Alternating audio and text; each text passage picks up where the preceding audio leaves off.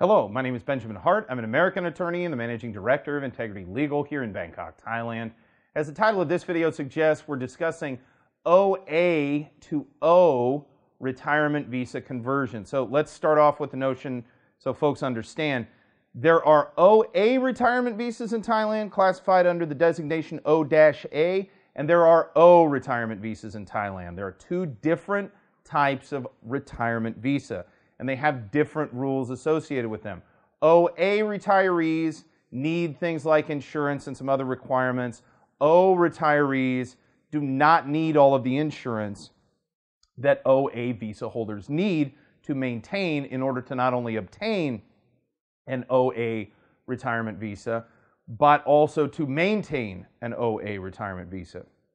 Which that then begs the question on the lips of many would-be expats or expats already here in Thailand, is it possible to convert from an OA to an O? And first of all, I want to go ahead and quote a really good article that's been written on this topic from the Pattaya Mail. It's pattayamail.com. The article is titled, Long Stay Retirees in Thailand to be Allowed to Self-Insure. And a small excerpt from this I thought was very useful, quoting directly, "It is not easy to change the initial OA visa to the less onerous O once granted by the Thai embassy abroad. The procedure requires the pensioner to leave the country and enter again with, say, a 60-day tourist visa, which can then be converted to 3 months O at Thai immigration, plus 12-month extension. Then you are in the clear for now anyway." And I want to be clear, this article is really insightful. I urge folks to go down or go check out the Pattaya Mail website. A lot of insight in this article. But I have to kind of beg to differ on a few key things here. May seem a little bit semantic, but I don't really think so. One, I never use the word easy with Thai immigration. And people will ask me, well, how easy is it to do this? Well, easy is never a word that, in my opinion, should very much be in the same sentence with anything pertaining to Thai immigration laws, or Thai immigration regulation. Straightforward and possible are words I like to use.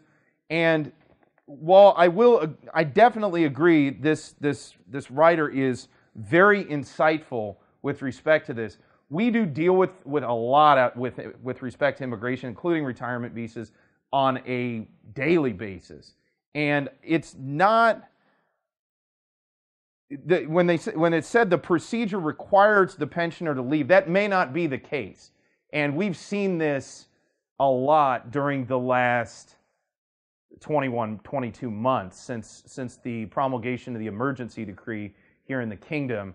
The fact of the matter has been there's been a lot more conversion, various types of discretion exercise that oftentimes we didn't see before. Even under normal times, so to speak, Thai immigration officers do reserve discretion under certain circumstances to allow for things like conversions or extenuating circumstances to allow for extension of stay in situations that wouldn't, quote unquote, normally be allowed. So what I would say is maybe it's not terrible to presume that, to change, and let's be clear, the prevailing paradigm prior to March 2020 regarding non-immigrant visas was if you want to change from one category to another in non-immigrant status, the presumption was you needed to leave the kingdom and come back in order to do that. Now, that stated, that is not always the prevailing presumption.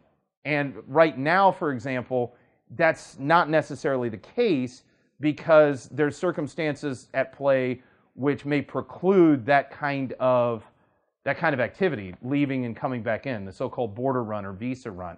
So the thing to take away from that video is, while it may not necessarily be a good idea to just assume it's easy to change from an OA to an O, it may be, depending on your circumstances, possible. For that reason, it may not be a terrible idea to contact a legal professional, gain some insight and guidance into how best to proceed.